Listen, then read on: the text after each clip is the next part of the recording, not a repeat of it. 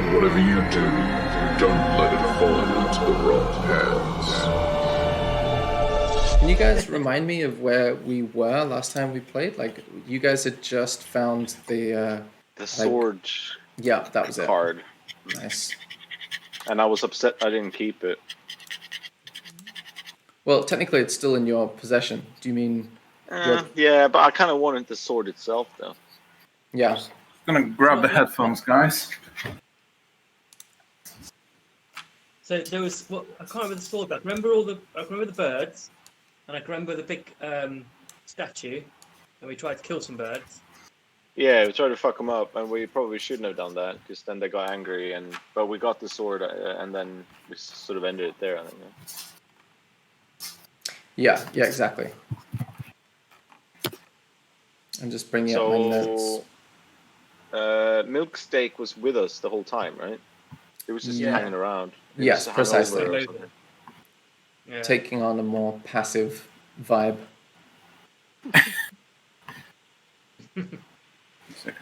Cool. So you've just found the sword, and I think that appeared at the foot of the giant raven statue in the middle of this sort of frozen valley. And I think, did you absorb the card into the sword into the card sword at that into point? the card. Yeah. Okay, cool. So that's where we're at. You've just sort of, I think when you place the feather or something on the altar, you also got like blasted with cold energy as a kind of like begrudging activation of the appearance of the item. Do we need to catch Arunas up on where we're at? What we're doing? Yeah, I'll say at this point, Milksteak comes out of his reverie and starts paying more active attention rather than just sort of trudging around with you guys. Yeah, because we kind of we got more like new cards, more cards to sort of go and get stuff for, and we got into a new portal, and we were in this icy place, like a cold snowy place, and we found some like weird altar stuff and all that, like it's all abandoned, but there were birds, and we started killing the birds, and we probably shouldn't have done that and got really angry and whatnot. But in the end, the sword presented itself. I can't remember. We did something right, though. What was it that we did right? You took one of the feathers, I think, and you put it on the altar. Oh, that's it. Because we put them to sleep. We fucked them up, ruffled them up a bit, and then took a feather. Yeah, that's right. But took a feather on the altar, and then the sword appeared, which was one of the card thingies. And that's where we're at now. Nice. And I've been just around, Yeah, you've been sort of walking around with them passively. Ooh, something that, like the first thing that happened, because we were back at that the Many Things Incorporated headquarters thing, and we just wrapped up where we left off from the time before, and those weird blob monster things that we fought in the just sort of when we did our audition for the Many Things Incorporated. And you trapped it in a pit. Oh, with that pit. Yeah, so like 3 more of them just appeared in that big like waiting room that we're in, and they were quite tricky. But like those Jesse and Zane and those dudes, those weird guys, they're badass. They just fucked them up really like proper. Yeah, just like spells and shit. So that was the first thing that happened that you missed. So FYI, don't fuck with them because they seem passive because they're not. Yeah, they seem pretty nasty. Well, friendly but bad. But they don't have a cloak of many things. So I mean, they might have many of those because if you don't know. What the hell? That was all right. Oh, that's a dog barking. That's my druidic powers flowing through me. Nice.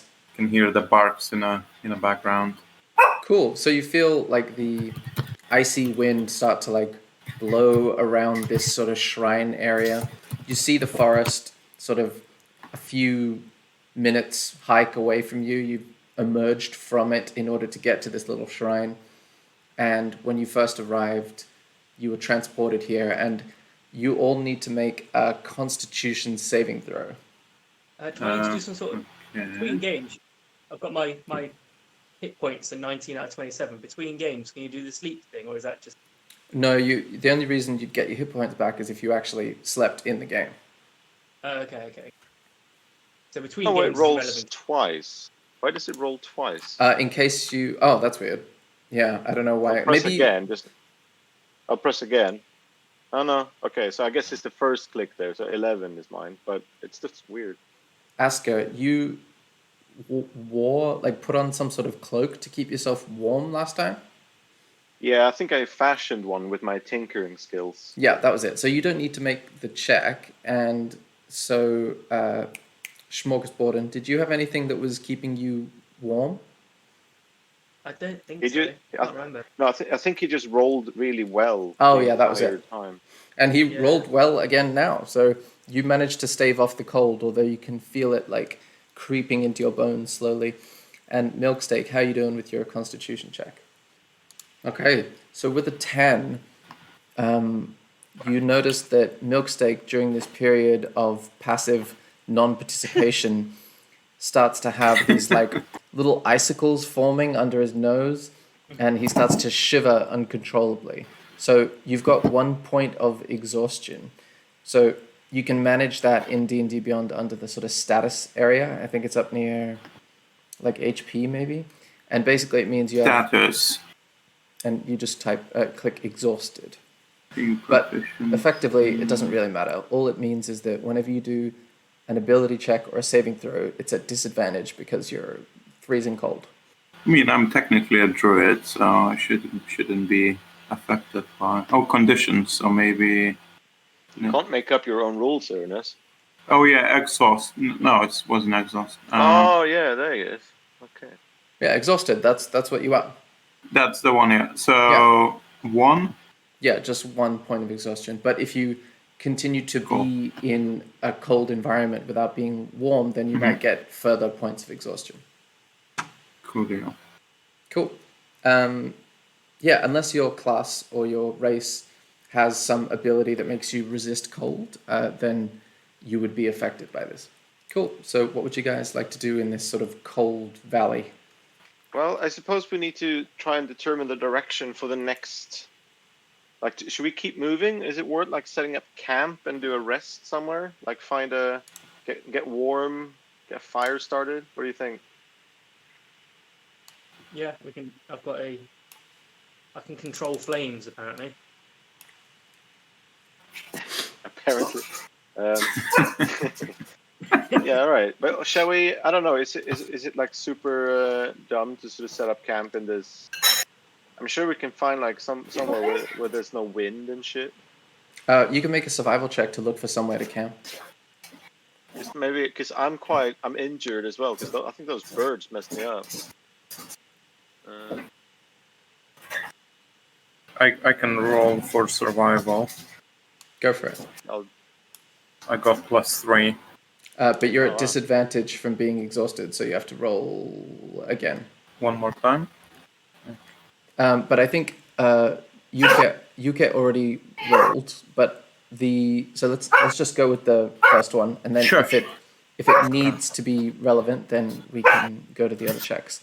So Asker, you managed to find a divot Alcove. in the ground, yeah, like an alcove, and then you managed to sort of get a little bit of protection from the wind in that alcove. It's kind of still a little bit exposed, but with your tent and your bedroll, you could get a relatively comfortable campsite going on. No. Okay, so can someone hook us up with a fire, Mr. Control Flames? We can put up a tent, Absolutely. get a little rest, get Yeah. warm, get cozy, have some food, have a snack. I'll say with a 10, I mean, you've got produce flame, so what happens is you gather a bunch of sticks and stuff, smorgasborden, but they're wet, they're green, they're the wrong kind of sticks, and no matter how many times you produce flame, it just does nothing. And then Milksteak arrives with a bundle of like somehow dry wood, and then it starts the fire immediately with your spell. Thanks for your wood. Wait. Don't Anytime, ever mate. say that. So are you guys intending to take a short rest, long rest? Like, what's the camp? Let's see. Let me check. Is it a dumb idea to take a long rest here? Probably is, isn't it? What time of the day is? If it's do we know? It's about with I say Asker and Milksteak. You look at the sun and you can gauge that it's like 1:30, 2 p.m.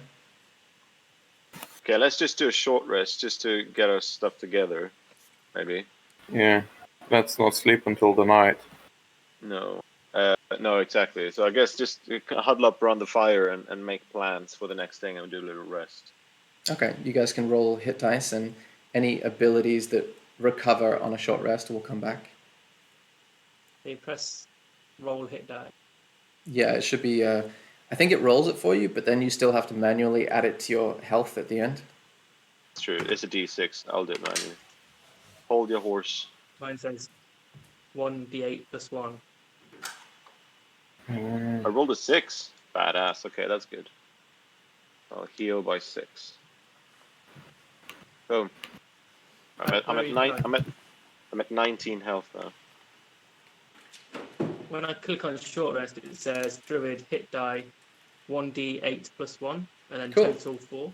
Awesome. So that means Cool. you can roll 1d8 and you add 1 to the result each time, and you can choose however many between 1 and 4 you roll, and you'll restore that many HP. Cool. So are we by the statue? Or are we down by the where our little dudes are on the map? I will say you would have to be over here, probably. Well, actually, where you went to look for, you went to look for a good camping spot. So that would probably be like up against this wall to get some protection from the wind. Cool. All right. So Sean, Smorgasborden, you have the other card, right? Yeah. What was on it again? I don't know. Mine was a key, but I don't know how that is a sword. Yours was a knight. Yeah, that's it. Smorgasborden. But I mean, can you walk around a bit, see if you can bing, find it, like a direction? Yeah. Yeah, maybe I'll just hold it up and then see if it's doing anything there. See if it's giving me a direction. Okay. It seems to be like flashing slightly more to the west, sort of out of this clearing into the forest, presumably in a westerly direction. Okay. Shall we We've had our little sit down. Yeah, I think so. Let's just start. Cool. Everybody's until it gets dark, and then we properly camp up. Everybody's rolled the hit dice they want to roll? Yeah. Okay, cool. So you head off. Whoever is leading, let's say Smorgasborden, you can roll a survival check to see how well you navigate using this blinking card method in the forest.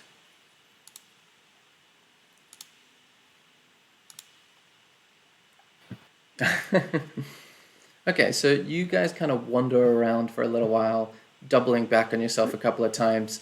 You notice that your own footprints are becoming like increasingly downtrodden, and you can start to see the dirt underneath the snow because you've walked over the same places so many times.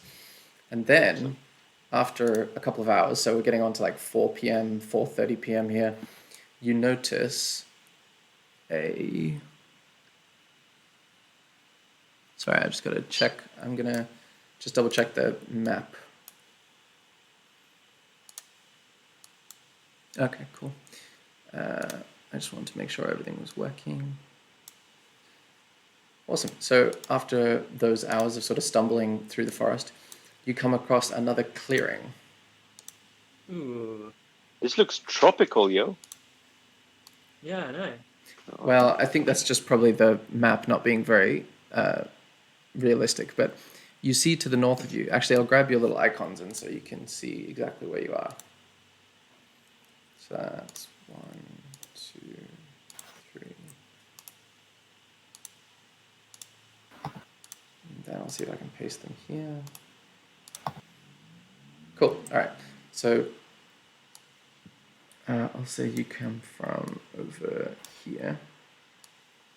Ooh, is this a house? I see. It looks to be a cabin, and to the north of the cabin is a frozen sort of river / lagoon. Sorry. And then you also see Yeah, can I continue? Sorry. you also see the edges of a larger body of water to the south. And there seems to be a little curl of smoke coming from the top of the cabin. Yeah, Okay, how should we play this? Let's not just run in and stab anyone in the eyes, right? Let's see if we can do this talking style, and then when we have what we want, if we want to steal shit, then attack or something, right? Let's try and Last be time I sneaky. tried talking nicely, I got attacked for it. Yeah, I'm trying to be more of a. I guess, but you tried to But talk to a I think monster this is though. You don't negotiate with a bear, you know. Shall we just see if we what are can those things? walk around? Say hey to Can we check what those things are? That just to the north of the attached to it. Hälsa dem. Can you ping them, please, Smorgasbord? Just hold down the left click and it'll tell me what you're referring to. Is that working? Maybe I need to zoom out. Can you do it again? Do I have to select? You hold. Oh, there you go. Yeah, basically. Looks like bear trap. What they Yeah. look like. Just let me zoom in look so like I can get a better look. Yeah, they look like unused bear traps. Okay, How did you ping? let's not go. You hold down the left click. Only when you're on select move option though, rather than hand. Neat. Okay, so. Okay. We don't need anything to trap. Shall we circle the thing? Yeah, let's see if there is a back door. Maybe we can break in. I'll go in from this side to try and make. Yeah, I'll go from other side. I'm gonna attempt to sort of do a little whoop and see what's on here. See if we can look through a window or something, get a sense of what's going on. Okay. Okay, so you're going in like Okay. a clockwise direction. I'm going correct. anti-clockwise, and And I've Sean, been do you playing want to with lots of, keep an eye if you I'm can going sort of. But if you can stay in this general direction, just stick around here and keep an eye in case someone comes out. I'm sorry. Okay, I can do that. Okay, and then, so and then we'll do like a call, like if we see something, you know, like a like bird cacao. call. Yeah, just like. okay, so are you guys doing this stealthily? Yeah. Yeah, I think we should. I think we should start stealthily. Okay, so Milksteak is going around the west side of the building. Asker is going around the east side of the building. And what is Smorgasbord doing? I'm kind of holding fire, looking out for people. Okay, so you're like the lookout remaining where you are. Yeah. Okay. Getaway driver. Everybody make a stealth check, and Milksteak does it with disadvantage. Ooh. Stealth check. Can I do it with an advantage since it's my birthday? Is it your character's birthday? Is it your actual birthday today? No, it's not. Oh. Okay. Is it It's about 6 months off. So roll again, Arna. Oh yeah. 1 second. What? Wow, natural one. Wow, Okay. we So- all fucked up. What happens is Asker starts like tiptoeing around the outside of the right hand side of the cabin, and then he like starts admiring the stonework of the chimney, and then just falls flat on his face, making like a crunching sound in the snow.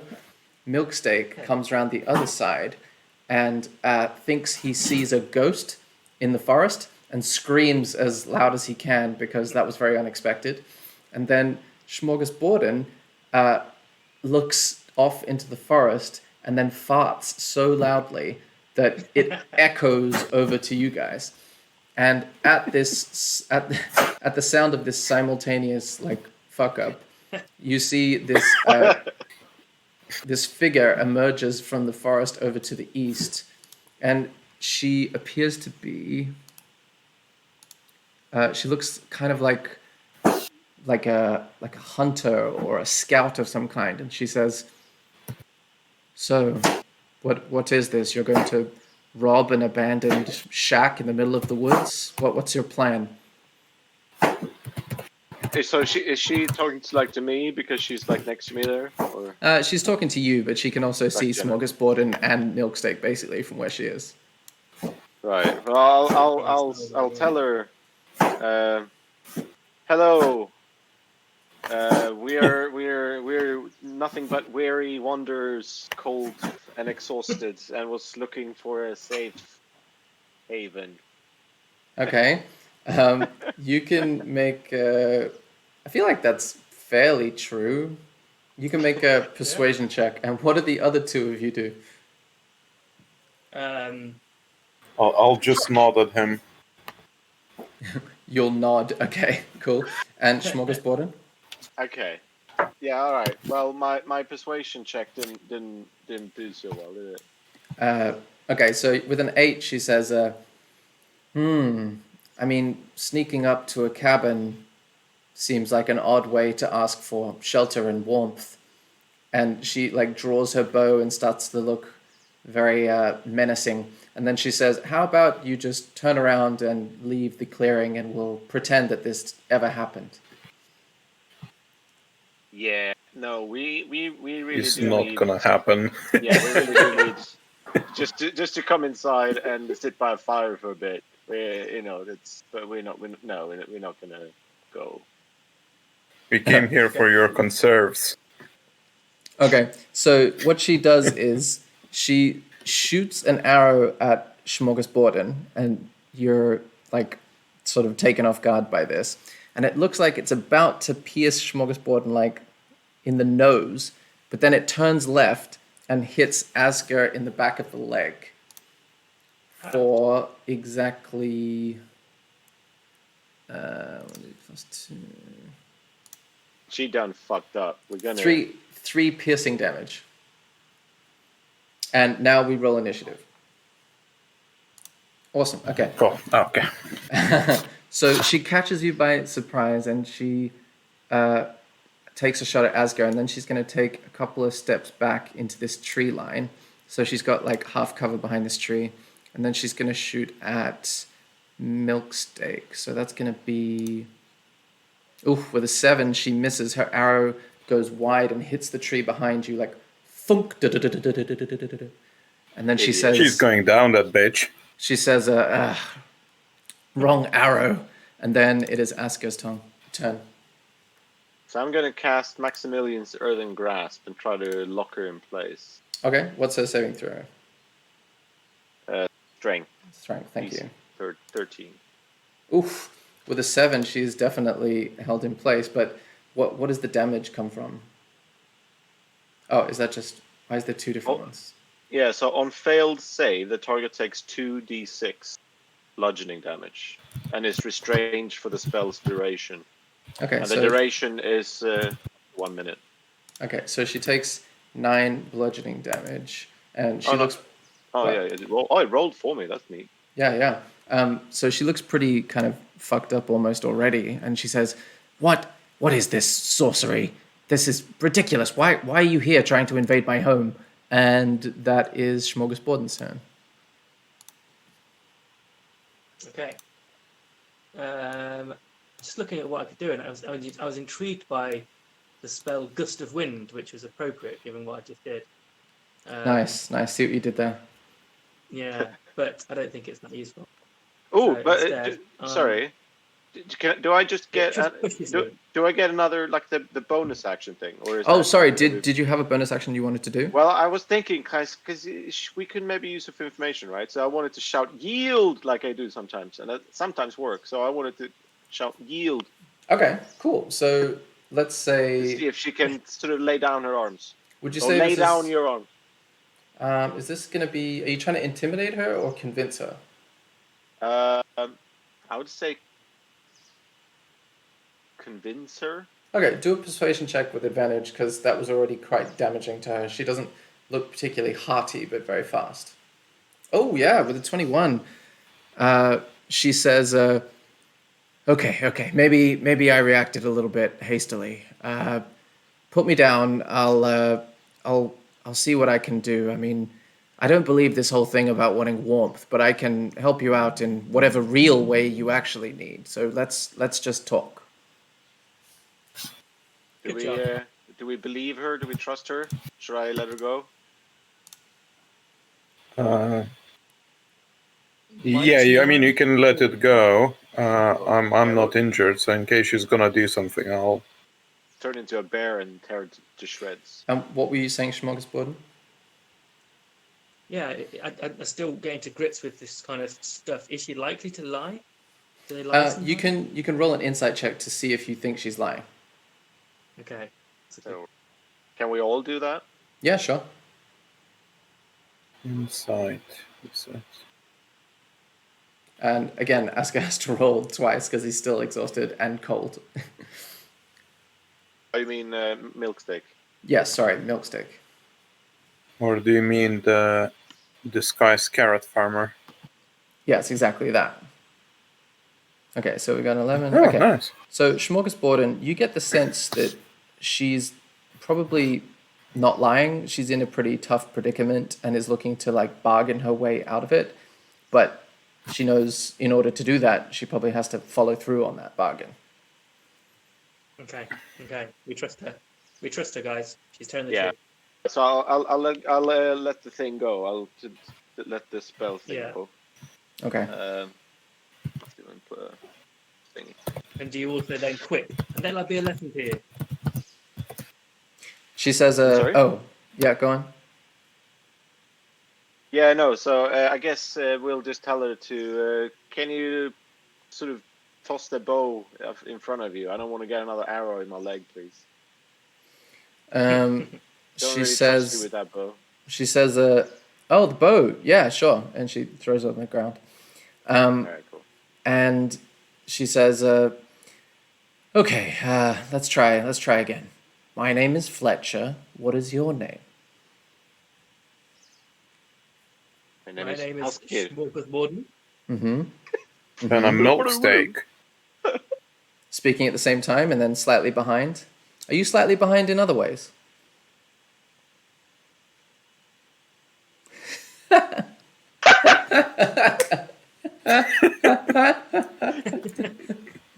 She's like throwing shade on you and you're just like standing there blankly in the cold, shivering. Okay, and she says, all right, that kind of answers my question. Let's come in the cabin quickly now. Thank you. And let's go inside Great. and get our slow friend some in front of a fire. Ooh, that's a coast. He's got a bear thingy. Yeah. Big bear. As you're walking past Asker and Smorgasborden, you see this corpse by the side of the frozen lake, and it is just like peppered with arrows. And each arrow has like different colored feathers at the end of it, and it looks like quite a pretty display and very surprising. Usually arrows are all kind of made in a uniform, consistent way. What is the arrow that is stuck into Asger's? It has blue and yellow feathers. Let's fuck that bitch up. Let's. I mean, we can, but let's first sort out like. We want to know what she knows. It might be that she can tell us about whatever this night thing we need to go to, and then she can tell us how she's doing that thing with the like a shoot arrow. I want to know how that works. Okay, so I'll stand by the door just in case she's trying to do something. Be ready to bear her up, bro. Okay, so she starts to like poke the fire with a poker, and there's hot coals there, and they start to like eventually come back to life, sort of reigniting the fire. And she says, okay, I can offer you pine tea. I hope that will be fine. That's great. Cool. So what did you actually want? Why are you here? Come on, what's this bullshit about? Well, Do we check the pine tea in case it's poisoned? Well, it hasn't been given to you yet. yeah, maybe we should wait and. when it comes to us. I can eat it and see if something happens to me because I'm the weakest one in the fight anyway. So Okay, so about yeah, so we are here looking for like a knight or something. We were kind of coming this direction, and we've been going through this bloody cold in it for forever, and needed. We saw your little house. I figured that this would be a great place to potentially camp for the night because we don't want to sleep in the cold. No, I see. And maybe look for clues. You Yeah, saw and you saw a cabin with smoke coming out of the top of it, and you thought that's a great place to sleep. yeah, very much. Okay. And we weren't sure if whoever lived in here would be interested in guests, so we figured we'll have a little look around first. We didn't do a very good job of that, and then you shot me in the leg. Perhaps I was a little hasty about that. Yes. Are you okay? No, not really. I have an arrow in my leg, but I'll figure it out. However, how did you do that though? How did you shoot the arrow like that? Well, that's my trade. Although I don't do a lot of trading, I tend to just entertain myself out here, refine my craft, survive on my own recognizance.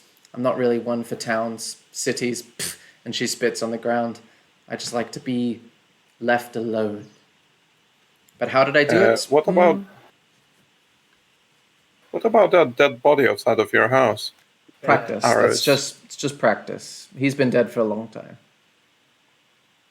Can I roll insight on it? Mm-hmm. I don't really believe her. I need to roll twice, or? Yes, but actually, no. You've been sitting in here for about 5 or 10 minutes, and it's warm in here, so you can just roll normally. Okay, so I'll take the first one. Okay, so the first one counts 16. With the 16, you're pretty confident she's telling the truth, but she's not giving you a lot of detail. She's just telling the truth in a sort of like superficial way. Like maybe this person was initially an intruder a long time ago, and she like dealt with him, and since then she's been using his corpse as a target practice. You don't know the backstory. You just know that her statement of he's just practice, he's been dead for a long time, is true.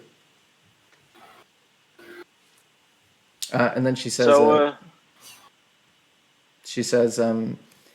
well, how do I do it? That's the trade part of my trade. Again, I don't have a lot of customers.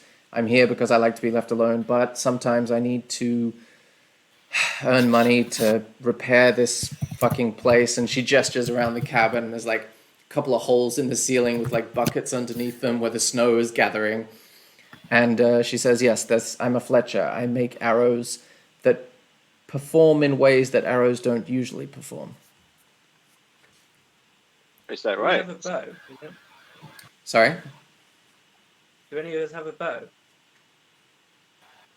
I don't think I do. Maybe it's time I learn how to shoot with a bow and arrow. Are you proficient with, I think that would be it might be a simple weapon or a martial weapon, I'm not sure. Let me look it up.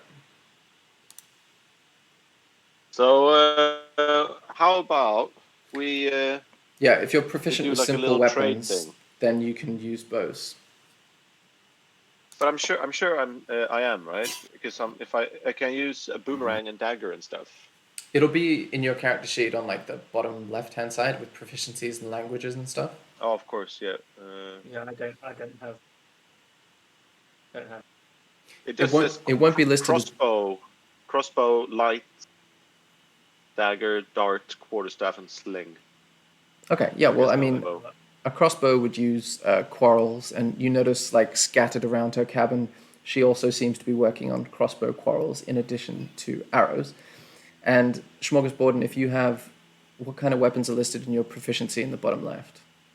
There's club, dagger, dart, javelin, mace, quarterstaff, scimitar, sickle, sling, and spear. Yeah, that you'd be able to use a bow. Like, it's considered a simple weapon, so it doesn't need a particularly, like, advanced understanding. And Milksteak, are you proficient in any of those things? I'm not proficient. No. Okay, cool. So Well, now that you've done that, go on. yeah, no. So, I don't think I have a crossbow though. Oh no, I don't. Maybe we can buy Yeah, but- buy some off them. But yeah, so I asked her, do you are you interested in selling some of your cool arrows or what do you call them? The bolts for the crossbow, Quarrels. quarrels. She says yes. I mean, absolutely. What have you got? I mean, gold is fine, but I'd prefer something I can use out here. Do you have anything worth trading?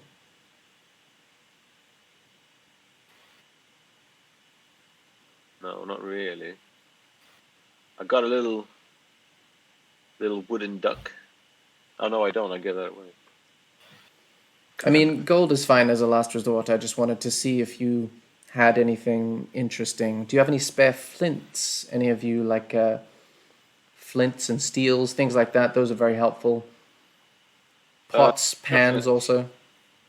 Got I've flint got and pots, steel. I've got an iron pot. You have pots and pans? Seriously? I've got an iron pot. Yeah.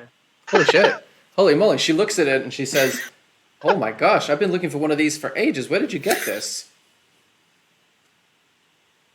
In the shop, in the city. Yes, well, I suppose they must have advanced to this point by now. I've been gone for, it's got to be hundreds of years by now.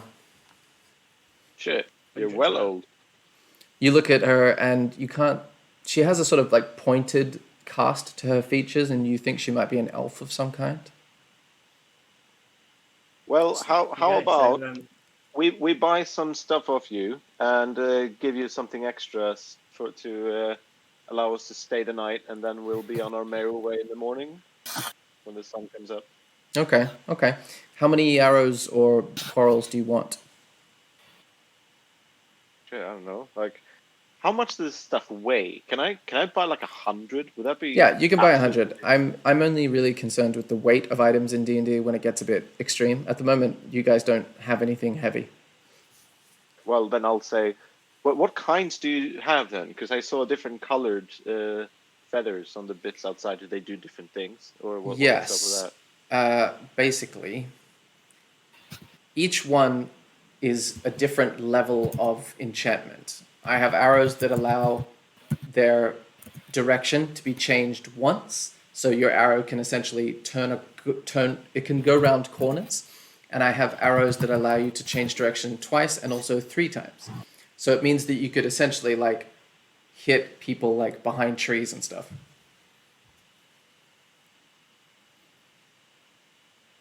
So does she have any spare bows that we can use the arrow? Oh yeah, you can have that one out there in the snow. The bows are not the difficult part. Like I make a bow a day. It's not, you can just have it. do you have Great. crossbows lying around? Yeah, I've got like a old kind of one. It might need an oiling, but I use it for testing. And she points over by the fireplace and there's like a hodgepodge like group of them leaning against each other. Cool. Well, can I get? So how many? You said you had 4 different kinds of. 3 different The kinds. one that 3 different kinds. To turn once, twice, or 3 times. Mm-hmm. Right. Can I get like 20 of each? Yes, the ones that change direction once, 1 gold per arrow. The ones that change direction twice are 2 gold per arrow, and 3. You get the idea. Yeah. So 20 of each. 20 of each would be. 120 gold. You just absolutely, and then 140 gold.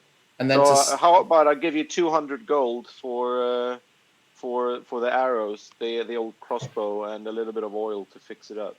yeah, that's a deal. Let's get this moving. So just mark off 200 of the gold. See, so I'll get rid of 200 gold. Yeah, Schmogger's I'll do body. the same. I've got plenty of gold, so I don't want to get rid of my pot because it sounds like it might be quite useful. So, Yeah, How would you okay. know she wants it? Basically, yeah. you would know that it's, I mean, you're out in the wilderness at the moment, so yeah, you probably would need a pot, but it's the kind of thing that Asker and Milksteak probably have in their survival kits as well. And if you go into any city, you can get one quite easily. But the only reason it's valuable to her is that she doesn't go to those places. Okay, fine. Okay, in that case, you can have a pot. I'll be nice if you're that excited about a pot. I'll give you a pot. Okay, how many arrows do you want? Or the same as Asgard. Yeah, sure. She reaches into like another barrel, and there's just tons of them stacked inside this barrel, and she takes out the 20 of each and everything like that. So, in terms of keeping track of those arrows, it's a bit tedious to keep track of them one by one. So I'll just like tell you when you're almost running out. Just is it a heavy or a light or a hand crossbow, just so I can add it? What are you proficient in? It just says crossbow. That would be light crossbow. Right. Cool. So yeah, then you have 20 of each arrow, but they're an item I've created. They're not going to be in D&D. So you could just list it as having 60 arrows, and you could customize it to say like Fletcher's arrows or whatever. Because you know how Aranas customized them to be like your mum, or no, not your mum, or like the carrot shield and a carrot sword. He just customized, so he can tell you how to change the names of things. Yeah, there you go. Fletcher's arrows, 60 of them. Cool. Nice. And she says, okay, you can sleep over in the corner there. I don't know, wherever you want. I've got to go get some more firewood, so I'm just going to leave you guys here. Don't steal anything. There's nothing of worth to steal, but just don't anyway. Especially my pot. If you touch that pot, I will hunt you down. And then she leaves. Cool. Got some new kit. Like a new. How much damage does this shit do? This light crossbow. How does that work? 1d8 plus 1. I mean. But you could theoretically hit 3 people with it in one attack. So 1. Oh, really? Because if it goes through them, choo. Yeah, it changes direction. Yeah, but you have to roll to attack every time. But then that would be a bit like the guy in Guardians of the Galaxy. You know that. Yeah. Oh yeah, the blue guy. Yeah, I'm Mary Poppins, yo. It's true. It is a bit like that. Cool. All right. That was nice. Then we can, I guess, have a long rest, reset everything, and get our shit together. Where do you think we need to go? Like, what direction are we at tomorrow morning then, Sean? I'm still trying to add these arrows. Sorry. Ridiculous. Schmucksbun holds up. Do I see another corpse in the outside? What? You mean where? Yeah. You mean over here? Oh, Can you see the ping? Is that a wagon? No, that's a human corpse. Didn't you hear that description? Yeah. Yeah. Because there is one here, and another one is there. So it's clearly she's not just practicing. Oh, is that a corpse? No, that's a tree. It's a tree branch. Don't be so paranoid. I don't know. I like that it's like the Rorschach test. You're just seeing what you want to see. He sees corpses. Yeah. All of them.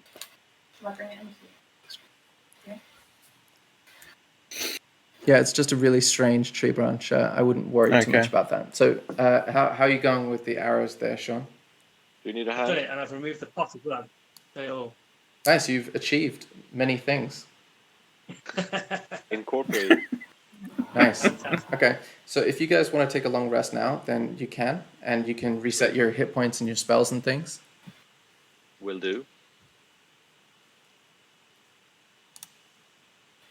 Oh, and you that asked, short rest removes the tiredness. You'd already removed the exhaustion because you're in a warm place. Oh, okay. But if you'll have to make the check again tomorrow, and I think go on. Can I just take that bear rug from the floor and just fashion into some kind of coat? Yeah, I mean, you'd have to do a sleight of hand check to see if she notices or not. Just pay her for it. Didn't she left? She has left, yeah, but as in you're going to be sleeping here when she comes back, right? Okay, You yeah. just wait How and do you buy do it this? off her when she gets back, dude. Okay. We have thousands of gold.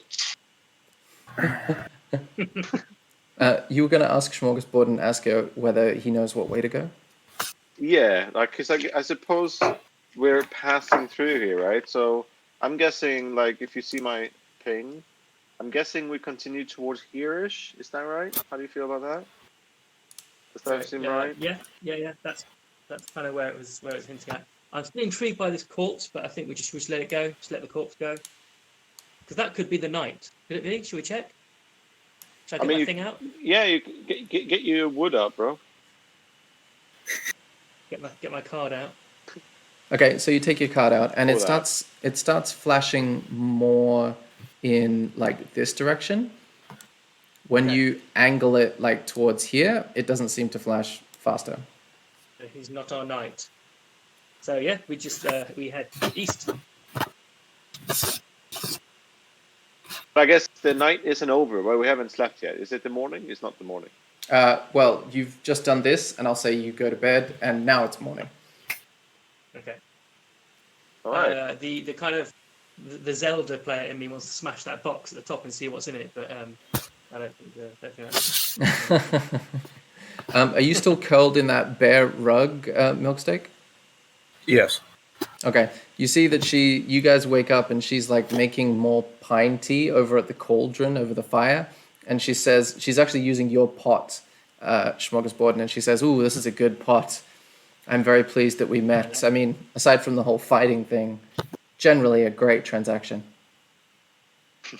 I'm gonna approach her and I'm gonna try to convince her that the bear that is laid there is actually my old friend named Balu. Okay. How are you going to do it just by saying that? Like, how are you going to convince her? Yeah, I'll come up next to her. I don't know where she is. It doesn't show me on the map. Oh, sorry. Hold on. She's right here by the fire. And right behind her and breathe into her neck. I'm approaching her. I'm telling her that over the night I realized that this bear that he's slain is actually one of my old relatives. So I'm a druid. He left our forest exploring for better opportunities. He never came back. Okay, make a deception check. We're gonna have to fight her again, aren't we? Yeah. Just click on this. Oh, wow. 19. Okay. With a 19, she looks at you and looks in your eyes for a second, furrows her brow and says, "Oh, I'm sorry. I am familiar with having a deeper connection to the natural environment, and I had no idea that this bear was connected to the druid people. Of course, you can take it with you. I'll make sure that my next kill is not intelligent." And she says, As always, ask for consent. I'm gonna pack my friend now, and I'm gonna bring it to a sacred burial ground. "Okay, all right. I will. I'll take that on board. I appreciate your business and your clarification of the animal world around us. Now, kindly go away. I've got more arrows to make." Be well. Yes, and you also. And get that leg checked. Actually, you're starting to look a little bit better. Maybe it's fine. Oh yeah, I forgot about that. That's all right. During a long rest, you would have like healed and treated it. And do you still have that arrow, by the way? I could re-fletch that and sell it again. Keep it. You get to keep Sure. that one. Call it a bonus. I mean, it would be a slightly substandard arrow. You can keep that one. Cool. Cool. So, go on. Okay, we venture east. Yeah? Is there anything else anyone wants to do? No, I think it's time for us to head off. Okay, so whoever, I think it'd be Smorgasbord, can make a survival check. Nice, okay. No. You're very confidently leading everyone through, and you look like you're making your way through this forest, and you see the card flash slightly quicker the more paces you make, but you do need to make a Constitution saving throw. Oh, no, sorry. Asger is fine now because you've got the warm coat on. and yeah. so is Milksteak. It's just Sean. So now you have a point of exhaustion. So your ability checks and saving throws are at disadvantage, just like Milksteak. Well, should I? Because I fashioned my coat with bedroll. Should I try and make one for you as well, Sean? That'd be lovely. All right. Well, do you have? I have one. Yeah. I've got bedroll as well. Yeah. Give me a bedroll, and I'll see if I can make one. Can I do that then? Yeah, go make it. Do we remember how you did a tinkering check? I think it's a dexterity check plus your proficiency bonus, which is a 2. So you just add 2 to the dexterity check. Oh, okay, 9. All right. So with the 9, you manage to butcher Smorgasborden's like bedroll, and you make what basically works out to be a poncho out of a bedroll, but it's not like close fitting enough to provide warmth. So you just look like a bit of a dork. With a poncho. With the poncho. But you may or may not know that, so you're just shivering along wearing this ridiculous bedroll poncho. It's doing nothing to help me. I shouldn't get the exhaustion anymore since I got a bear with me, no? Yeah, you didn't have to do the check at all. Oh, cool. Yeah. Cool. Well, all right. all So right. after you've walked for a couple of hours, you come across a clearing, but it's not really a clearing. It's like a huge hole in the ground, and it is like 100 feet deep. And it looks, actually, let me just grab your icons before I show you what it looks like. Build the suspense. Dun, dun, dun, dun. That was a drum roll, by the way. Oh, nice. All right, now I just got to figure out which section to show. Okay. All right, so it's going to be, you're going to see this. And I'll put you guys here. Cool. The perspective will be a bit weird, but you'll get the idea. There we go. Oh, that's super cute. What, the little map section? So you said 100 feet.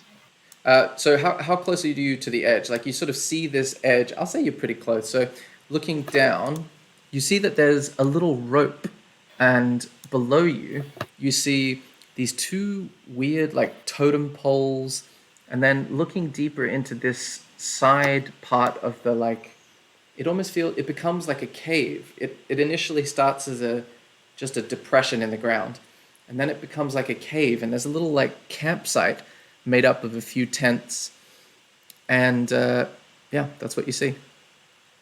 And can't see anything alive down there, can we? Make a perception check.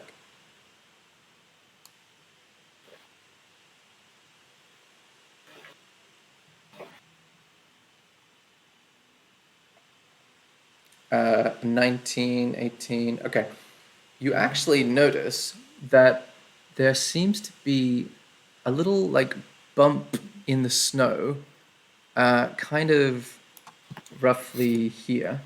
And if your eyes don't deceive you, it looks to be about the right shape for a polar bear. Nasty. And when you look closer at that circle of tents, you can see what look like people or bodies sort of scattered around the campsite, but that's all you can make out from this distance. Should we stay for like 10 minutes and keep an eye on those bodies to see if they move or if they're just dead? Yeah. I think they're dead, but we can check. Yeah, just to be sure, and then we can just start peppering with our new bow and arrow, just peppering that bear down. Yeah. And then we can fashion you something out of that skin. I'm sure we can do something. All right. Okay, so what's the plan? Yeah, we stay up there and just keep an eye on the stuff just to see if anything moves, if anything is alive other than potentially that probable polar bear. Okay, you spend a little while and you notice that the lump of whiteness is kind of like getting bigger and smaller almost like breathing, but no other kinds of movement. What do you guys think? Should we just mess it I up? mean, it's clearly hibernating, so if you're gonna go down, we might wake it up. But fuck. but I feel like I want to climb down and see what's down there. There might be stuff, and it might be. Oh yeah, definitely. But is your card flashing, Sean? Yeah, get the card out, see what's happening. It seems to be flashing much quicker than it was before. Cool, run the right path. And the only way is down, so shall we... Yeah. Let's just Uh, arrow the bear. I mean, should I try and cast Huh? the hand on it straight away? See if we can hold it in place while you guys can just climb down and fuck it up. Or do you want to just start shooting? Maybe let's just shoot. Yeah, let's start with that. Okay. Yeah, let's do that. I'll try to cast a spike growth on it. Okay, What so is that? tell me, you guys are all doing something at the same time? Yeah, let's do like a countdown and do everything at once if we can. Okay, Okay. so at the same time, I have a what's it called? A beast bond. Mm-hmm. Like I can establish a telepathic link with one beast. Oh, you touch. Or if it's sleeping, maybe I can sneak upon it. It's friendly to you or charmed by you. Okay, well, what other details does the check require? So the spell fails if the beast's intelligence is 4 or higher. Until the spell ends, the link is active while you and the beast are within line of sight of each other. Through Okay. the link, the beast can understand your telepathic messages to it and can telepathically communicate simple emotions and concepts back to you. While You the link can- is active, the beast gains advantage on attack rolls against any creature within 5 feet of you that can see. And how long does the spell last for? Concentration up to 10 minutes. Okay, well, you don't, with your druidic instincts, you don't immediately see why it wouldn't work. You can certainly give it a go. But You wanna what start is with the... Wasn't Milksteak and Asga's plan slightly different? What are you guys going to go with? Yeah, I mean it's up to you, Sean, because you're gonna have to climb down there to touch it to do this. And if you climb down there to touch it and Yeah. wake it up, then you're gonna be down there. Yeah. I'm going to be dead. I'm going to be dead. I Also, we suppose given kinda- the advantage of high ground, you should get it. Don't underestimate me. Is there As you anything go- that bear's afraid of? As you Like, guys are... Not. You can do Sorry. a check. You can do a check about your knowledge of bears in just a moment. But what you notice is, as you guys are contemplating how to deal with the situation, and because you rolled a pretty high perception check beforehand, in addition to the corpses in the sort of like east corner, and the polar bear towards the middle, and those weird totem poles, you also notice like a weird stone shape in the southern corner. It's like a triangular cave, and it looks from this distance, it looks kind of like an altar of some kind.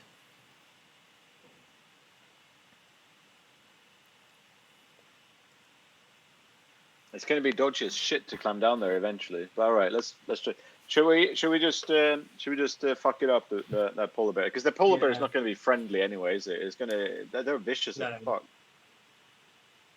Okay. They will Yeah. eat Just your do it. face.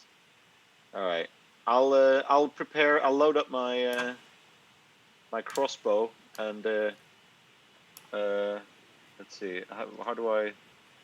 It's a crossbow. There we go. Okay, I got my light crossbow ready with an arrow. Mm-hmm. And what are you guys gonna use? And see if we can do like a 2-3-1 thing. I'm gonna cast. I don't know. Can I link the spell into in there? Oh yeah, that's Okay. the one. Cool. And Smorgasbord. So I guess I wield my short bow. Did you say Arrows? you can use it? Yeah, you have to press wield. Oh yes, that would enable it to be. That'll make it show up in your like stats. Okay. What would it be other stats? Oh no, as in once you press wield, it'll Yeah. appear on your front page of your character sheet under like actions, where all your other weapons yes. are. Yes. Cool. Okay, so you're gonna do that when Asker does the other thing. The other Yes, bow? Yeah, so I'll do my crossbow. Smorgasbord does his bow, and Aruna Yeah. does that spike growth underneath the bear. Okay, cool. So are you guys using any special arrows or just regular arrows? Just normal, I think. Same I one guess- direction, isn't it? Yeah, just need a regular one, I suppose. Okay, cool. So what we'll do is we'll resolve all of these at the same time. So this is going to be, and you guys are going to do this from up on the cliff, right? Yeah. Okay, cool. So you guys can both roll your bow attacks. So you roll to hit. Oh, natural 20, and then a 5, and then spike growth. Have you marked off a spell slot for spike growth? Don't have anything. Yeah, I will now. Cool. And then you can roll the 2d4 damage.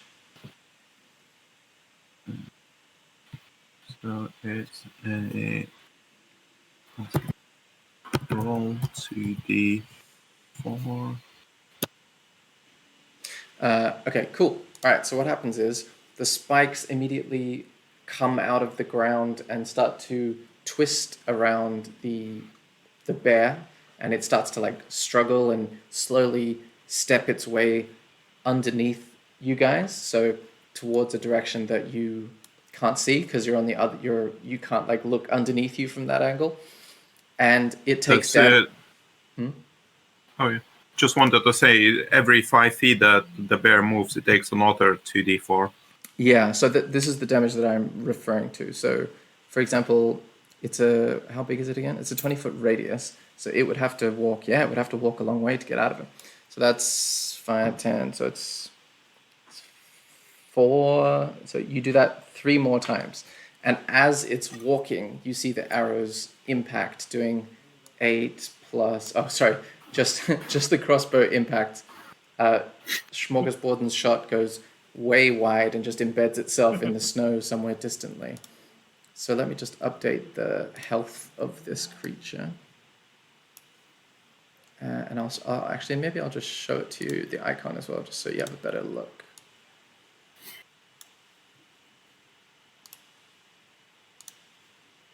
It's a big ass fucking bear. Well, the scale of these maps is kind of a bit all over the place because I'm showing you like different stuff. So that's 8. Cool. And then how many? You need to do 3 more of those 2d4s. Oh, yeah.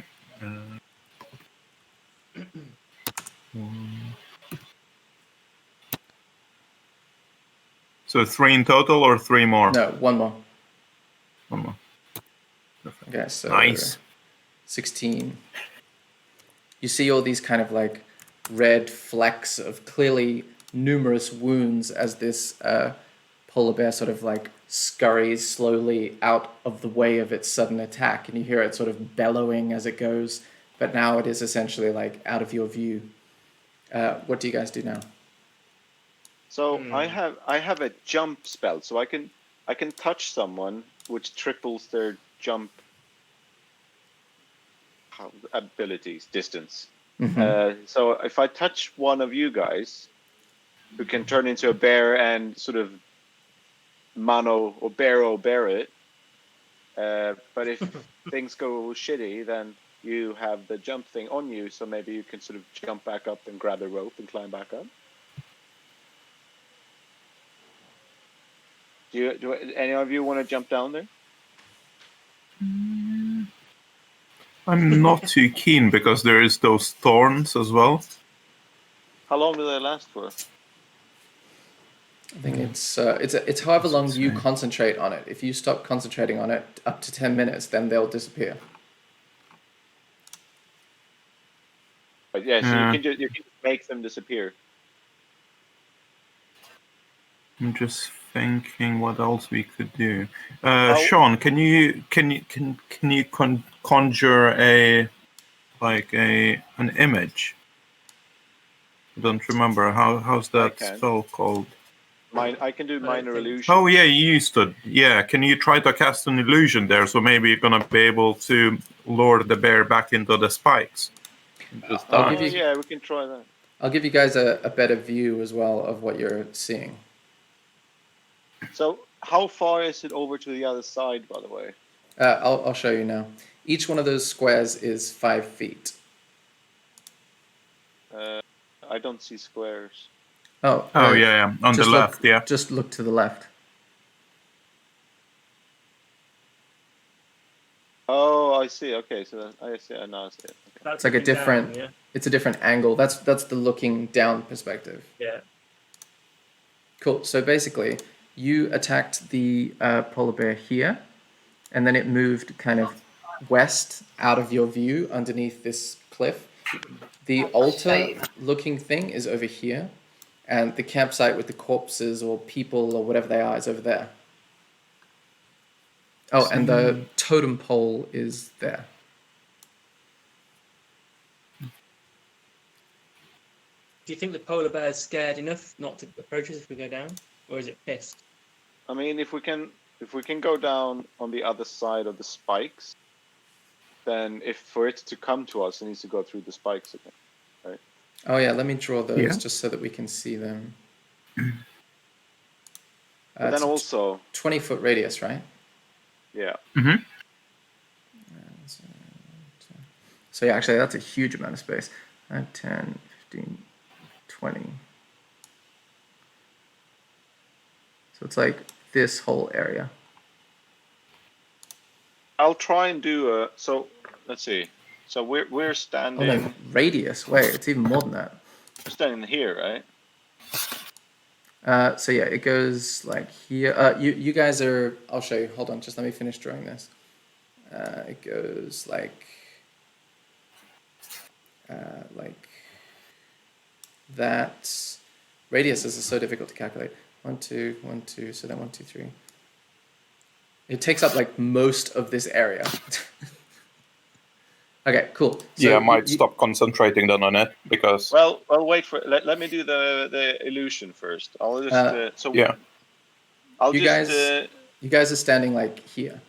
That shadow is like the cliff. Oh, yeah. The cliff that you're on. Yeah. Oh no. Yeah. That makes sense now. Yeah.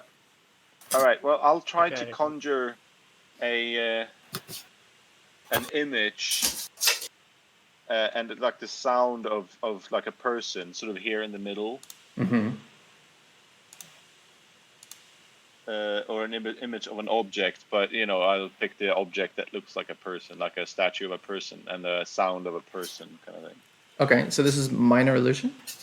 Yes. Okay, so show me the what kind of save does it have to make? Oh, here we go. Intelligence Because they're not. I'll say from a distance. against your spell save DC. My Okay. spell save DC. Yeah, what's your spell save DC? It'll be in your spells section.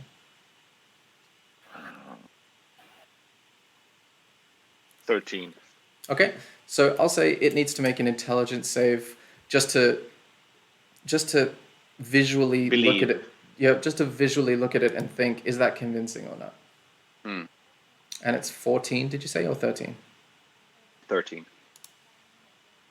Okay, so with an 8, it seems to think that this is a real person. So what you notice is it's kind of like it pops into view here. And where did you place the statue? So sort of in the middle of it, like here-ish. Yeah, it sort of seems to be like pacing up and down along the edge of the thorns, but doesn't want to cross over into the damaging area again. But the thorn should be invisible now. Not based on the spell. The ground is covered in vines. The area becomes difficult terrain. There's nothing about it being...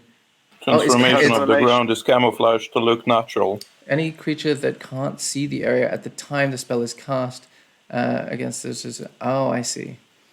But I think now that it knows it's Oh, there... yeah, it's been Before already. entering Yeah. it. Yeah, Yeah, it's before more entering like if you were setting a trap, but you literally just cast it Yeah. on top of its head.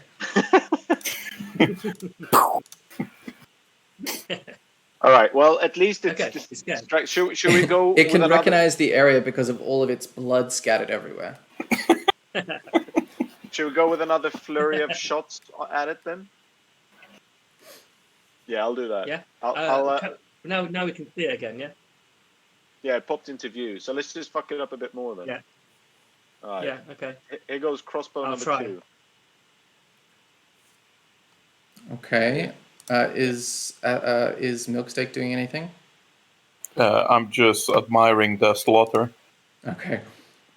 So Oh, for fuck's sake. I'm not good with a bow. okay. So with a 15, you hit, dealing 3 piercing damage. And again, Smorgasborden overcompensates and shoots like directly at the surface of the rock beneath him, and just misses his foot by inches. And you see the polar bear like scurries away, very traumatized by the experience. Shall we go down now? I think he's dead. injured enough though. In case he's gonna come back, we can just fuck it up. Yeah, let's do I that. think it's scared. Get rid of the thorns then, because he's going to take Yeah, the I thorns stopped up from there. concentration. Okay. I mean, to be honest, you get damage every 5 feet you move. So if you just go down the rope, and we don't move around the rope much. Yeah, let's just not have it there though. I mean, Yeah, we're going to end up okay. having to run. It's a big bear. Okay, so you're I don't think stopping it's very close concentration? to dead. Yeah, I'm gonna stop the can this just- madness. Yeah, you can just pull it out again if you need it. That's what she Whip said. it out. Cool. I will close these things here. Please don't. Okay, so now what are you doing? Just going I'll down see the if- rope. Yeah. How is it? How far down is it again? Sorry, I might ask the same question. It looks about 100 feet-ish. 100 feet, so we shouldn't jump down them. It would be a No. risky jump. All right, let's just climb down then. I can go first. Yeah. Okay, give me an Yeah, you go first. athletics or Because- acrobatics check. Let's see. Athletics. Oh, that's plus no.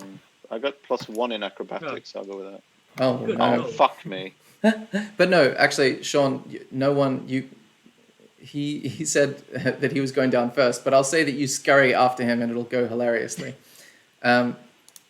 So Asger rolls an 8, Smorgasborden rolls a natural 1, and Aranas rolls a natural 20. So what happens is, Asger confidently slides down the rope and then gets about like halfway down and just completely loses grip and falls. Smorgasborden gets only like a third of the way down and like gets his foot caught and just starts like dangling there for a while until he falls also. And then Milksteak like fireman slides down perfectly and then lands beside their like bruised bodies. So Asker, you take 7 bludgeoning damage, and Smorgasborden, you take 13 bludgeoning damage. Oof. Spicy. I am having a nightmare right now. Yeah, your rolling hasn't been great. Cool. So you guys are on the Like ground, a Benny Hill up there or something. and what you see from this vantage point is slightly more detail. So what you see is this kind of thing, and you notice Oh, this. hello. You notice like a pool of water that is like a continuous geyser shooting water up into the air, and it seems to be like disappearing into the rock face behind it. And the rest of everything around here seems to be frozen. You've walked past like frozen lakes and things, so it's very surprising that this water isn't frozen. And Smorgasborden, make a perception check. Okay, with a 14, you notice that the card seems to be flashing faster now that you're on the ground here. And while you guys, and you see the polar bear just sort of sitting beside the continuous geyser, just looking at you sort of like mournfully and quite upset, but not like moving towards you, just sort of sitting there looking menacing. I can cast like it's a 5-foot radius, 40-foot high cylinder centered on a point within range until the spell ends. Dim light fills the cylinder. When a creature enters the spell's area for the first time on a turn or starts its turn there, it is engulfed in ghostly flames that cause searing pain. And it must make a Constitution saving throw. I'm just gonna moonbeam this fucker. Yeah. I'm gonna crossbow it. We have to wait till our turn. So tell me what you're planning Choose to do. engage. I'm gonna shoot We're a gonna attack. Yeah, just crossbow it. I'm Okay. shooting. Everybody needs to roll initiative now that you're actually like engaged rather than just shooting from a distance. Cool. So therefore, Milksteak, you react first as you touch down effortlessly sliding down the rope. The irony of using that word is great. It was very ironic. I'm gonna cast it on Moonbeam as well. I'm on it. Okay, so it needs to make a Constitution saving throw. I can't believe you're not Against- turning into a bear. To Okay, fight a bear. so he This is your just Saving it. he just manages to resist. Does he take any damage or like half damage or something? 1 second. Okay, it takes half of the damage, 2d10. So Okay, so 2d5. it already rolled it for you. So that means that he takes 5 damage. Okay, the moonbeam hits his like face area, and he's starting to look pretty messed up. Is there anything else you want to do with your turn? Nope. Shout yield!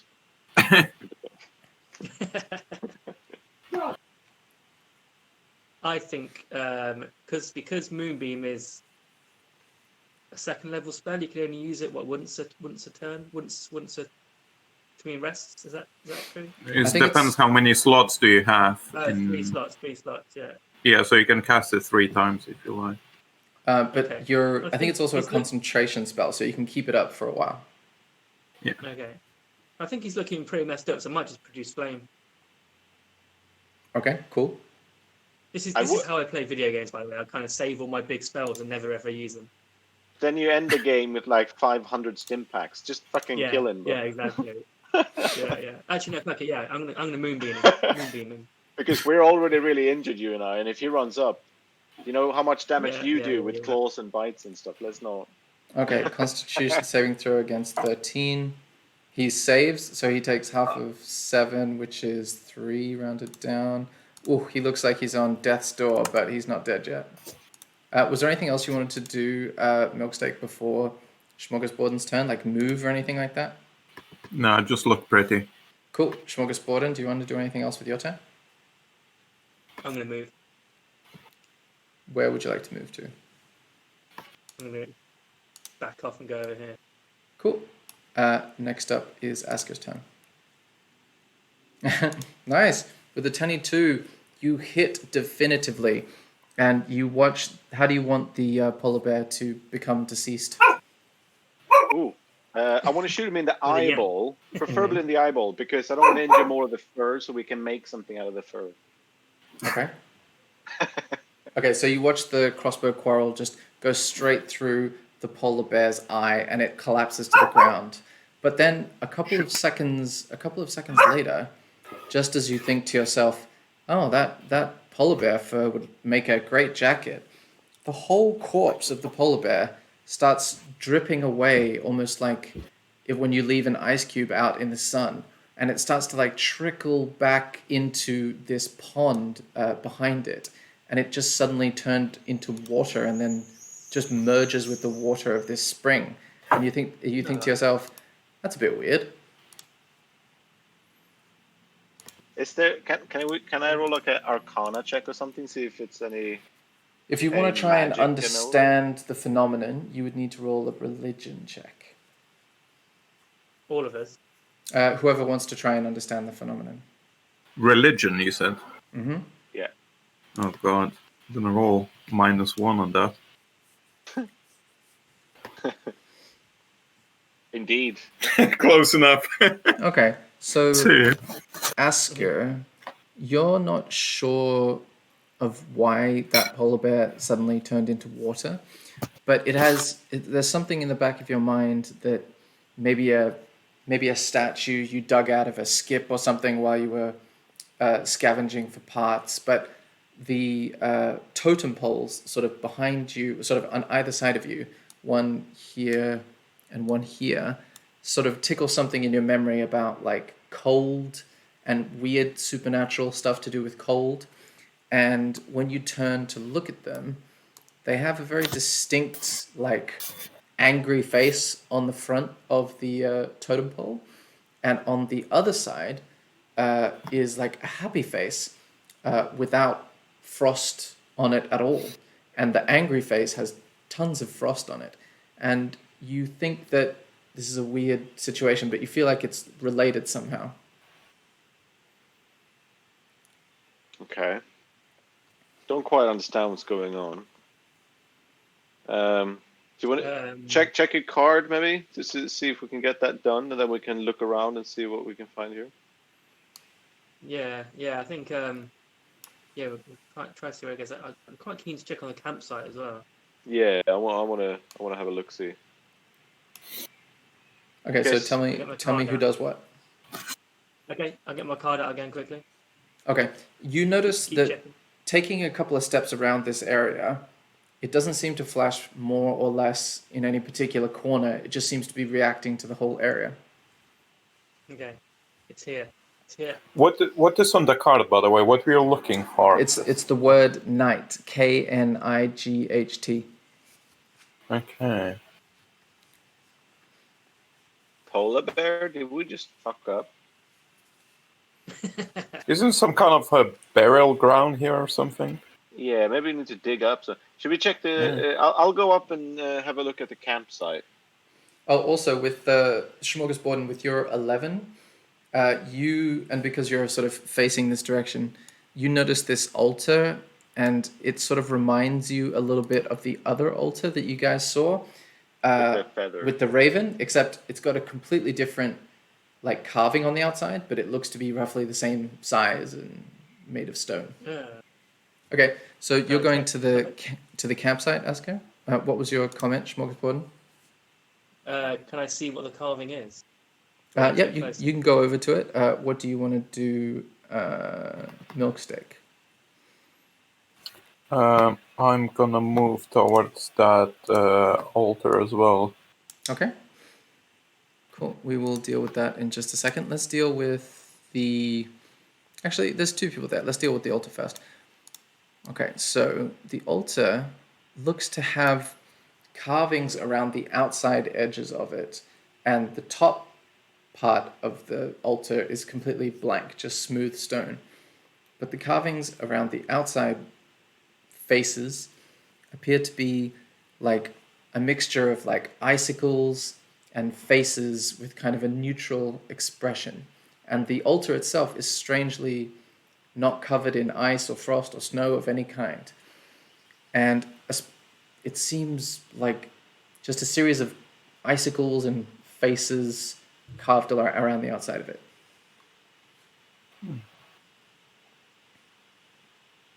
I reckon it's the water. Yeah, it's something gonna be with that.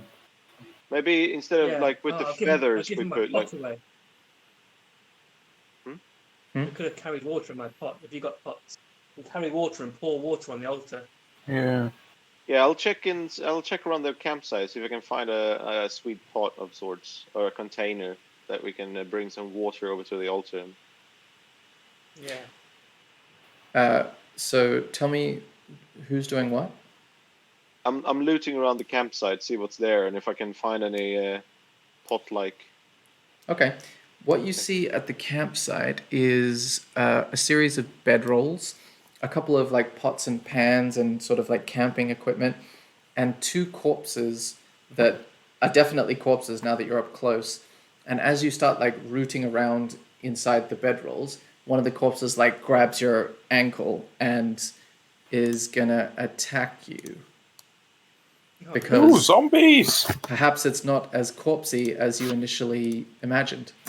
And then we'll go descending order. So first to react is Milksteak. You probably don't notice, unless Asker screamed or something, that anything is going wrong over there.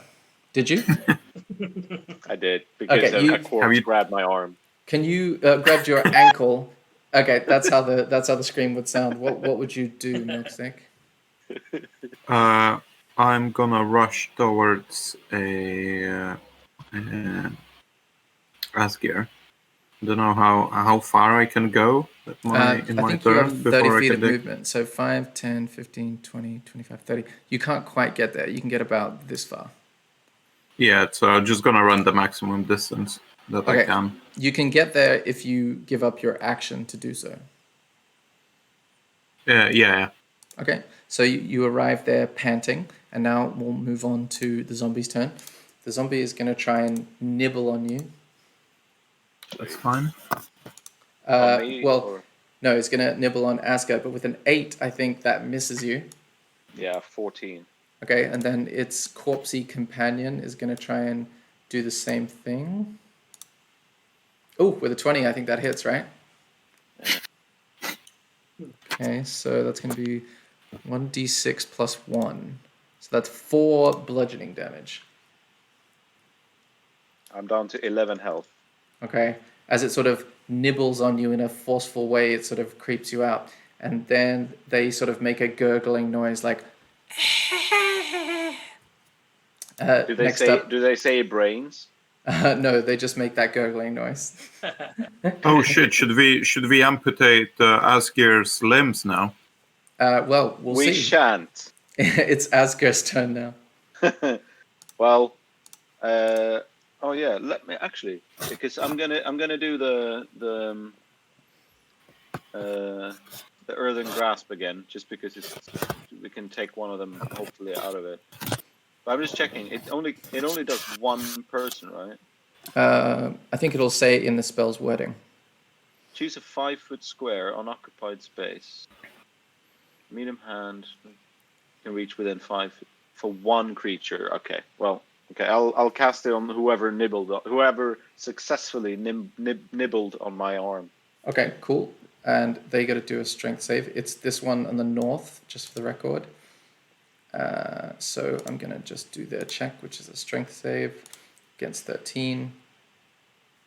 Nothing happened for some reason. Oh, 21. They definitely save.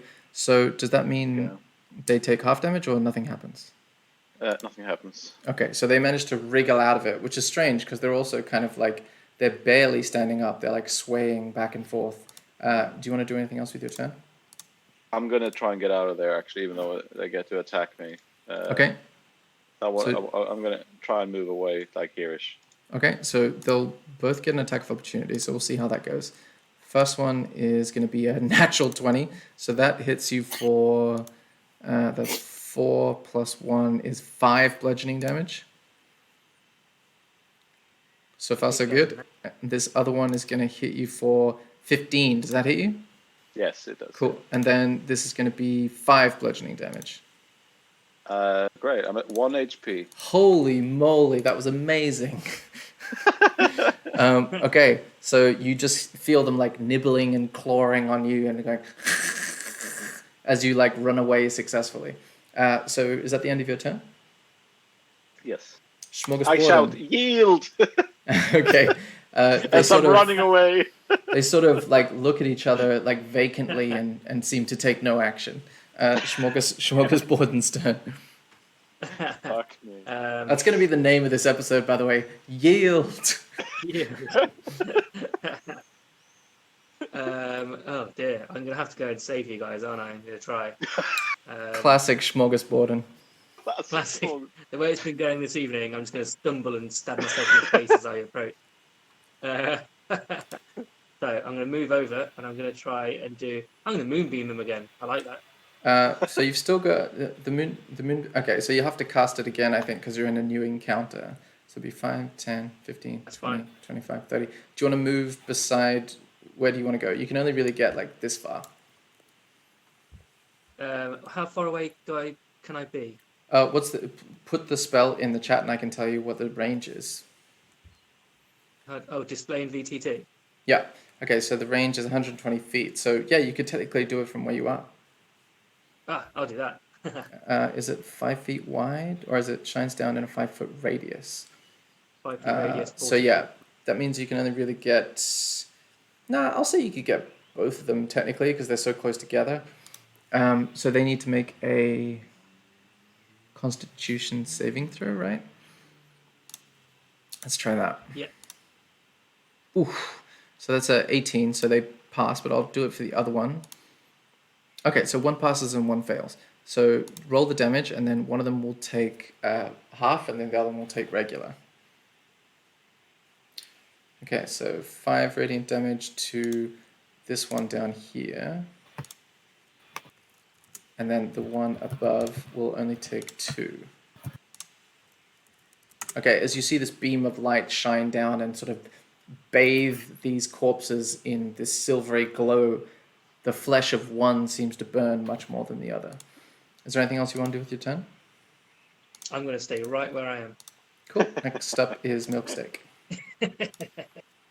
Actually, no, I'll tell that back. So What's that? I'll move halfway, just so next time I can maybe get a bit closer. Okay. Yeah, you might need to pick me So up in case I fall over and die. So where are you going to go? Yeah, so I might. Can I get there? Yeah, that's fine. Cool. Next up is Milksteak. Okay, I'm gonna shout yield, and I'm gonna turn into a velociraptor. That's not a thing, bro. Do you have the stats? No, it is apparently. Yeah, it is a thing. Yeah. Do you have the stats for Velociraptor? 1 second, I'm trying to get it redirected me to some kind of a guide to see the stats. What is this? Insane. You've got 30 feet speed, but what is the attack you're going to do? If I'm gonna attack, I'm gonna get burned by the moonbeam. It depends on the wording of the spell, so let's go back and have a read of it. Moonbeam. But does a creature include us? Let's have a look. I think so, yeah. Yeah, I I didn't think realise it's that. just Think it's just a creature of any kind. So yeah, you would get affected by it. Cool. I'm gonna attack anyway, since I'm gonna perform a multi-attack that does bite and a claw damage. I'm gonna paste it in the chat. Okay. So So I'm gonna need to roll. So yeah, roll 1d20 plus 4. Because you know the code, like the macro for how it works, right? 1d20 plus 4, yeah? Mm-hmm.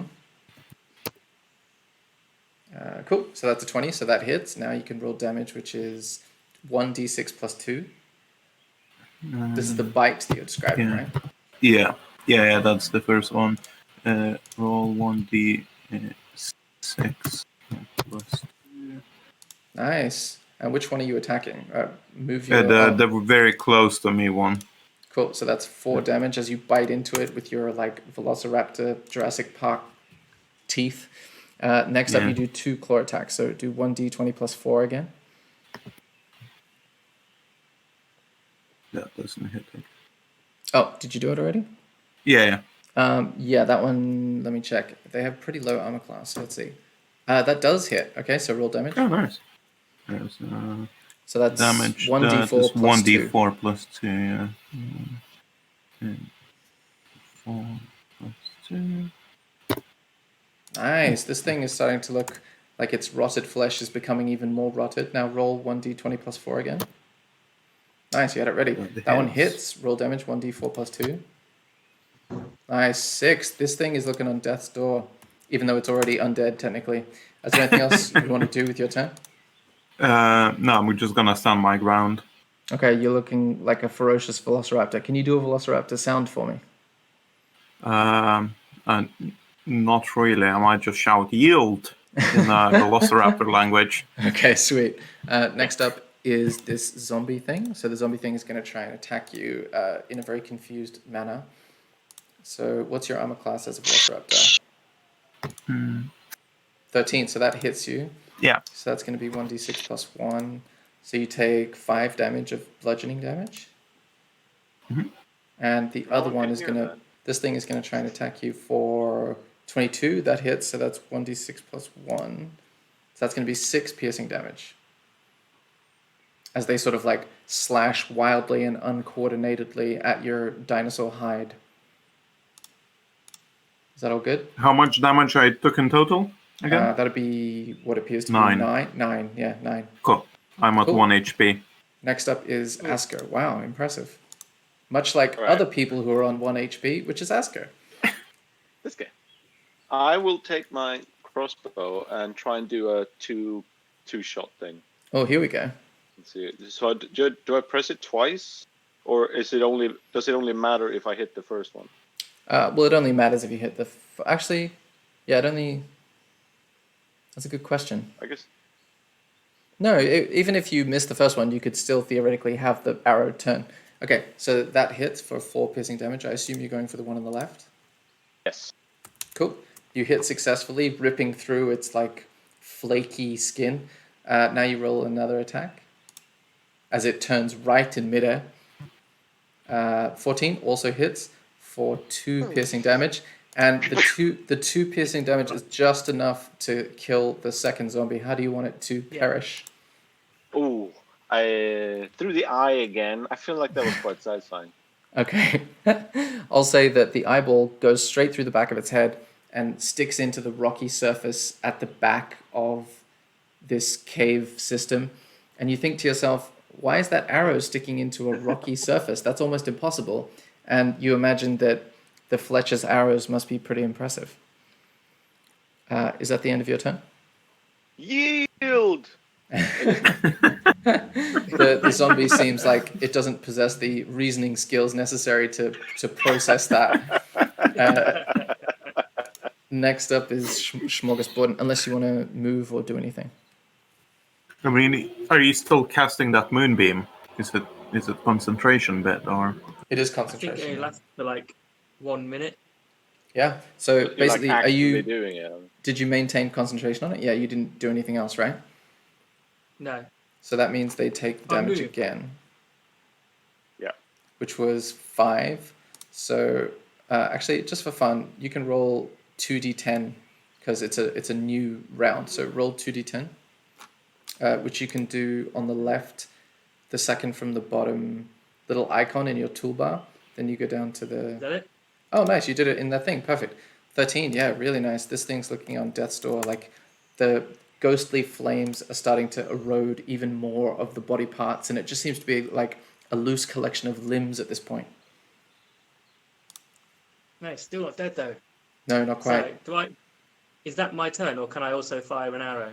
No, it's your action, I think, to because it says in the wording of the spell, while concentrating as an action, you can choose to, I think. Okay. Let's have a look. Is engulfed, causing... Oh, maybe I'm wrong. On each of your turns after, you can use an action to move the beam. Use an action to move the beam. Oh no, maybe you can. Sorry, what was that? No, just reading the same sentence. No, I think you can attack separately because it doesn't say anything here about, as long as you're concentrating on it, you can use a non-concentration spell, and this will just be going in the background. Cool. So I'm gonna fire an arrow. Go for it. Oh no, please don't. He might hit me. No, you quite probably will. Your party has great confidence in you. Nice, you hit, and this There thing, we go. He's got his eye in. this thing could not be closer to death. As in, he has 1 HP as well. Well, you don't know, do you? But yeah, the arrow strikes straight through where his jugular would be if he was alive, but he's a zombie, so it's just kind of like an accordion of dried flesh. Flap of skin. Nice. So Cool. is that the end of your turn? Do you want to move, or are we going to move Yeah. on to Milkstick? Yeah, I'm gonna Finish it. leave. I'm gonna leave my Velociraptor shape and gonna cast an ice knife into his face. Go for it. Don't know is it pasting it or not. Let's see. Okay, so it needs to make a saving throw.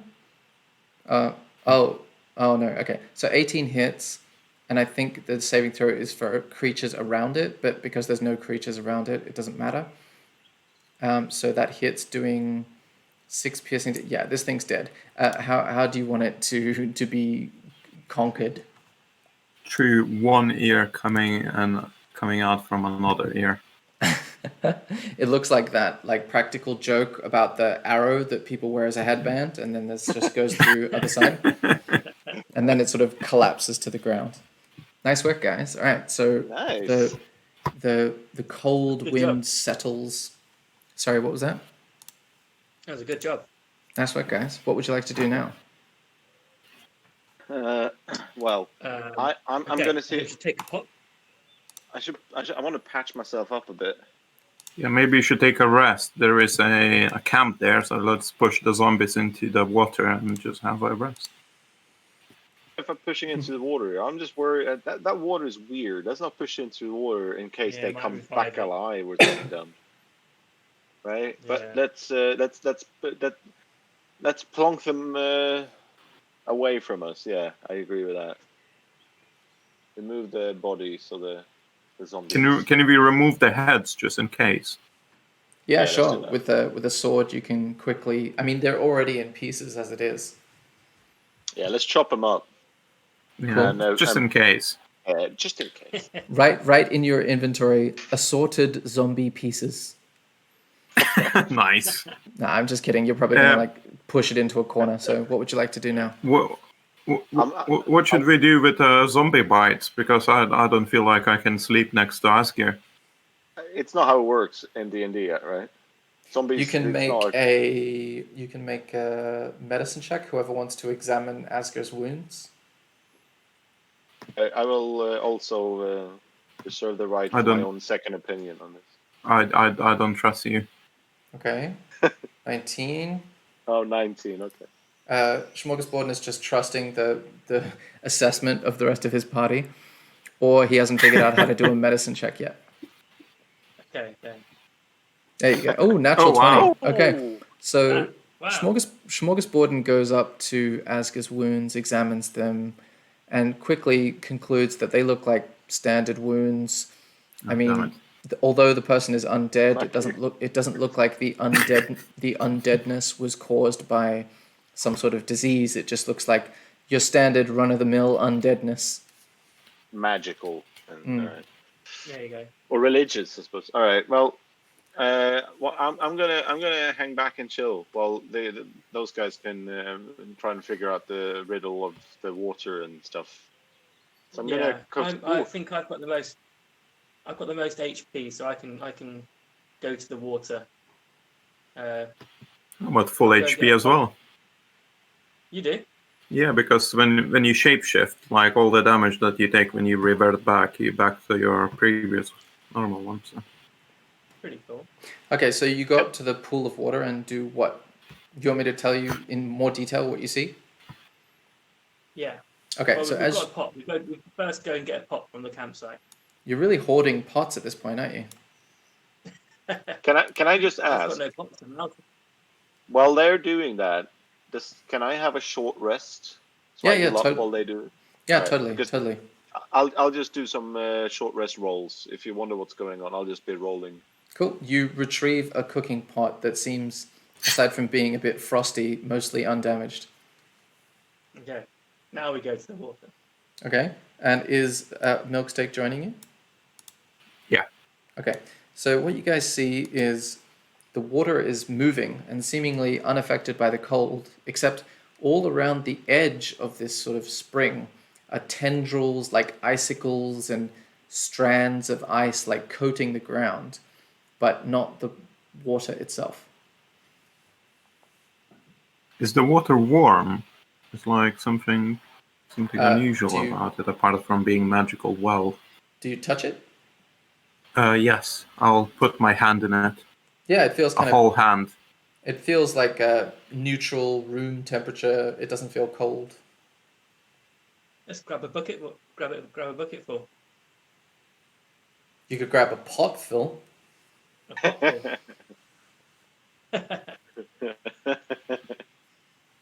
Sure. In whatever vessel, I'll assume you have a drinking bottle or a canteen. You have a bottle of this water.